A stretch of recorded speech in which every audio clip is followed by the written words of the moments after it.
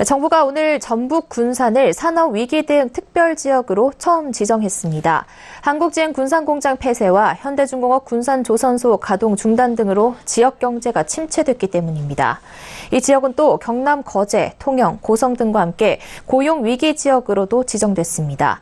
정부는 이곳 근로자와 실직자의 생활 안정을 지원하고 대체 산업을 육성한다는 방침입니다.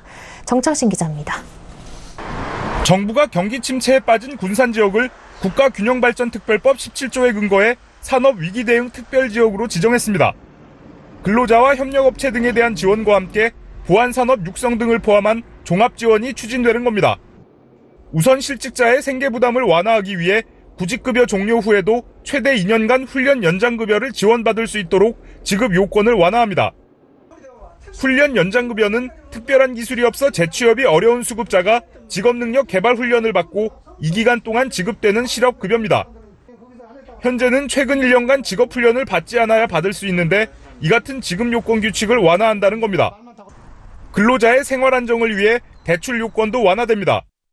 자녀 학자금 대출을 받을 경우 현재 소득 기준은 가구 월소득 246만 원 이하지만 302만 원으로 대상을 넓히고 자녀당 학자금 대출 한도도 500만 원에서 700만 원으로 늘어납니다. 임금 체불로 인해 생계비 대출을 받을 때는 현재 연소득 4,420만 원 이하에서 5,430만 원 이하로 완화되고 대출 한도는 1,000만 원에서 2,000만 원으로 확대됩니다. 이 지역의 산업 환경 여건 등을 고려해 대체 산업 육성에 나섭니다. 협력업체가 사업 전환을 위해 대출을 받을 경우 금리 연 1.8% 수준으로 최대 10년간 70억 원 한도로 지원합니다. 폐조선소 부지에는 관광복합단지 등을 개발해 도시재생 사업을 추진합니다. 또 지역 산업기반과 연계해 자율주행 연구개발과 시험 등을 할 수 있는 전기차 자율주행 전진기지로 구축한다는 방침입니다. 정부는 이날 군산을 비롯해 거제와 통영, 고성, 창원 진해구, 울산 동구 등 6곳을 고용위기지역으로 지정했습니다. 이처럼 한 번에 2개 이상의 지역을 고용위기지역으로 지정한 건 이번이 처음입니다. 고용위기지역은 고용정책기본법 32조에 근거해 지정되는데 이 지역에서 경영난을 겪는 중소기업은 2년간 법인세 등의 세금 징수가 유예됩니다.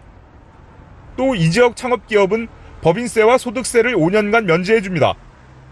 일자리를 잃은 근로자는 기본 실업급여 지급이 종료된 이후에도 60일 특별 연장급여 지급이 가능합니다.